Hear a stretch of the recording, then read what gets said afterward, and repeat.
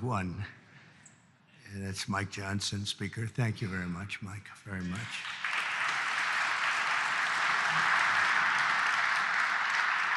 And thanks as well to somebody who's doing a fantastic job, Senator Thune. Thank you very much, Senator. It's not easy. It's not easy. It's really great. And Leader Scalise, Steve, wherever you may be, I think you're here someplace. There he is, a brave guy, too. A brave guy, I always say it. And Senator Chuck Schumer. Chuck, thank you very much. Thank you. Senator Hassan, thank you very much. Thank you, very nice to see you. Congressman Jeffries, thank you. And many other very distinguished leaders in the room. It's a great group of people. If we could ever come together, it would be unbelievable. It may not happen, but it should, and maybe it will. From the earliest days of our republic, faith in God has always been the ultimate source of the strength that beats in the hearts of our nation. We have to bring religion back. We have to bring it back much stronger. It's one of the biggest problems that we've had over the last fairly long period of time. We have to bring it back. Thomas Jefferson himself once attended Sunday services held in the old House chamber on the very ground where I stand today. So there could be nothing more beautiful than for us to gather in this majestic place. It is majestic, and reaffirm that America is and will always be one nation under God. At every stage of the American story, our country has drawn hope and courage and inspiration from our trust in the Almighty. Deep in the soul of every patriot is the knowledge that God has a special plan and a glorious mission for America. And that plan is going to happen. It's going to happen. I hope it happens sooner rather than later. It's going to happen. And it's His hand that guides us every single step of the way. And all of you and the things we have to do is to see the defining role that faith and prayer have played in the life of our nation. And you just have to look at this building, and you can look at each other. You can really look at each other. It's defined almost everyone in this room. I think faith has been very strong with the people in this room. Just steps away from here in the Hall of Columns is the statue of John Winthrop, who famously proclaimed that America would stand as a city upon a hill, a light to all nations, with the eyes of all people upon us.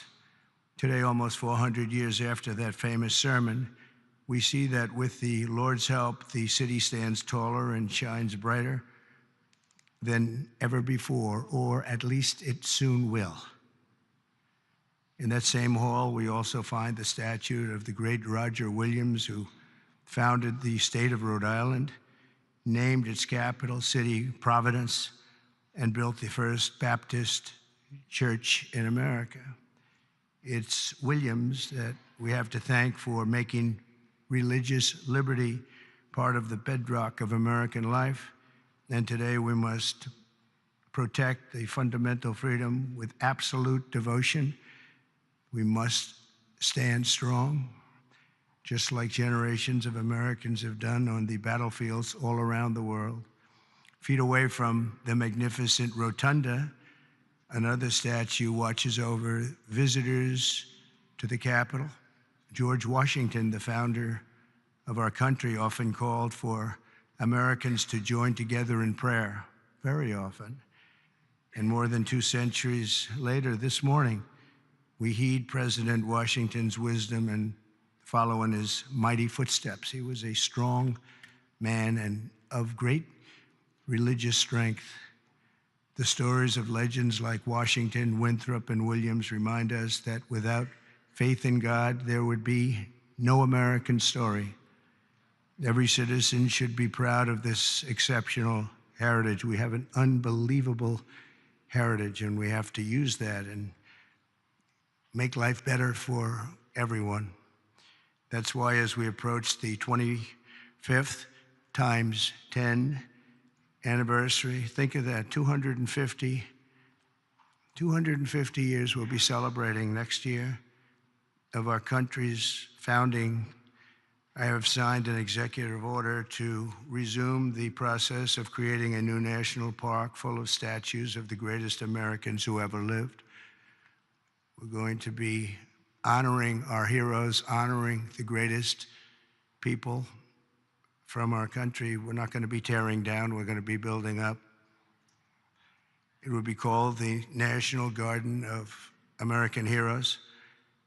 Some of you will be on that soon-to-be hallowed ground. Some of you, let's see, I can pick a few of you right now by looking. Because there's a couple of you right now I can see. Let's see. It's the president's sole opinion. And I've given myself a 25-year period.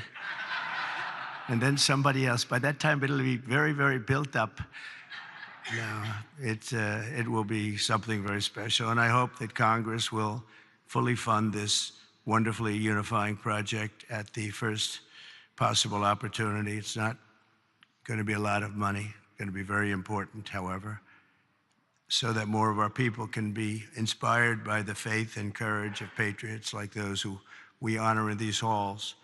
One of the incredible Americans whose memory my order will celebrate is also recognized with a statue in the Capitol representing the great state of North Carolina, and that's a man known who everybody loved, Reverend Billy Graham. He was something. My father used to take me to watch the Crusades. He would take me to Yankee Stadium. I remember it so well. I remember it more than I remember any Yankee game, and I've seen a lot of Yankee games. Can you believe it? And Billy didn't have a bat. So, you know, it was pretty good. It was amazing. You'd have 60 or 70,000 people, and they loved him. They loved him. I saw him with Franklin. I don't know if Franklin's here. I just don't know, but I've gotten to know Franklin. He's done a great job with helping on tragedies and problems like in North Carolina, California. He's always the first one there. The work he does is, his father's very proud of him, I can tell you that. But Billy Graham was very special.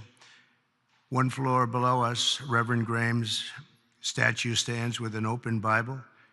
The page turned to a letter from the Apostle Paul, which reads, "Let us not grow weary of doing good, for in due season we will reap if we do not give up." Never give up. Never, ever give up. You can't. How about me? If I would have given up, I would not be here right now. Who the hell knows where I'd be? It might not be a good place. If it was up to the Democrats, it would not be a good place at all. Never, ever give up. There could be no better message for the leaders gathered here, and you are real leaders. And we must never give up, and we must never grow tired. We must never grow weary, and we always must practice good. As you know, last week, only a few miles from here, our nation witnessed a terrible tragedy when 67 people were killed in a horrible accident near Reagan Airport. As one nation, we take solace in the knowledge that their journey that night did not end in the icy waters of the Potomac, but in the warm embrace of a very loving God. None of us knows exactly when our time on earth will be over. You never know. A truth I confronted a few short months ago when there was an incident that it was not fun. It was not a good thing. But God was watching me. The chances of me being here, my sons are shooters. They're really good shooters, Don and Eric. And they said the chances of missing from that range with that gun are, but Don equated it to a 1-foot putt. That's pretty bad. 2 feet I can see missing, but 1 foot you can't miss. It was the equivalent of a 1-foot putt is what he told me. He said, in fact, he gained some religion. He went up 25%. And if you know him, that's a lot. But he said there had to be somebody that saved you, and I think I know who it is. And he looked up, and I said, "Whoa, Don, you've come a long way." He's a good guy, but my two sons just really couldn't believe it. Had I not turned that right turn just at that time, and the audience, 55,000 people standing this way, there were just a few people in the back on the bleachers. There was nobody over there except for my all-time favorite chart in history, a chart on immigration. Immigration saved my life, see? So we're going to be good for immigration, okay? But had I not made that turn, boom, and quickly, it was almost as though a deer bolted. You know, they say the only way you miss when you're a good shot is if it bolts. I bolted. I turned to the right to look at the chart, and I said, wow, what was that? What was that? So you never know, but God did that. I mean, it had to be. The chances of turning, there's no reason to turn to the right. You know, the chart is rarely brought down. I brought it down maybe 20%, and 20% of the time. And it's never on my right, it's always on my left. And it's always at the end of the speech, never the beginning of the speech. And if I was a little more than that 90-degree angle, it would be no good. And if I was a little less, it would be no good. It had to be perfect. The thing went right along the edge. It didn't affect my hair. Can you believe that? Might have touched it, but not where it counts. Not the skin part. But honestly, it's a mirror. It changed something in me. I feel even stronger. I believed in God, but I feel much more strongly about it. Something happened. So, thank you. Thank you. But that event, like the tragedy last week, should remind us all that we have to make the most out of every single day that we have. Who would think that you're in space and two things collide? The odds of that happening are so small, even without proper control. We should have had the proper control. We should have had better equipment. We don't. We have obsolete equipment. They were understaffed for whatever reason. I guess the helicopter was high, and we'll find out exactly what happened. But the odds, even if you had nothing, if you had nobody, the odds of that happening are extremely small. It's like, did you ever see, you go to a driving range in golf and you're hitting balls, hundreds of balls, thousands of hours. I never see a ball hit another ball. Balls going up all over the place. You never see them hit. It was amazing that could happen. There was a lot of mistakes made, and it should have never happened. But regardless of that, it's amazing that it happened. And I think that's going to be used for good. I think what is going to happen is we're all going to sit down and do a great computerized system for our control towers, brand new, not pieced together, obsolete like it is land-based, trying to hook up a land-based system to a satellite system. And the first thing that some experts told me when this happened is, you can't hook up land to satellites and you can't hook up satellites to land. It doesn't work. We spent billions and billions of dollars trying to renovate an old broken system instead of just saying, cut it loose, and let's spend less money and build a great system done by 2 or 3 companies, very good companies, specialists, that's all it is. They used 39 companies. That means that 39 different hookups have to happen. And I don't know how many people of you are good in terms of all of the kind of things necessary for that, and it's very complex stuff.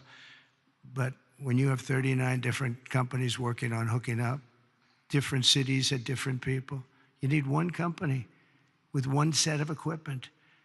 And there are some countries that have unbelievable air controller systems, and bells would have gone off when that helicopter literally even hit the same height, because it traveled a long distance before it hit. It was just wouldn't stop.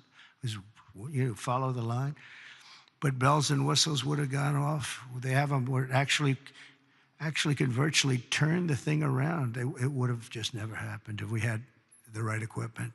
And one of the things that's going to be, I'm going to be speaking to John and to Mike and to Chuck and to everybody. We have to get together and just, as a single bill, just pass where we get the best control system.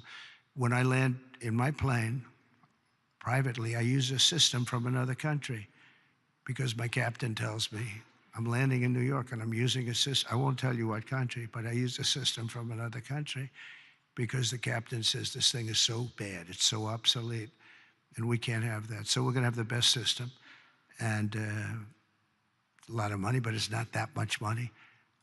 And it'll happen fast, and it'll be done by total professionals. And when it's done, you're not going to have accidents. It's just not, they're virtually not possible to have. Each of us is blessed with a precious chance to help lead America to renew our pledges of faith and everything else, and bring us to new heights and create a future of promise for our people and for ourselves. You know, we have the most important people in the country in a true sense here, because you're the ones that are going to make the decision. You're the ones that are leading us into so many different things, whether it's the right air control system or the right size military or what to do and what not to do. Most important people. And many of you are very religious. I know so many of you are very religious. And I just think that our country has been so badly hurt. We're very hurt by what COVID did to religion. It really hurt it badly. People couldn't go to church for a long period of time.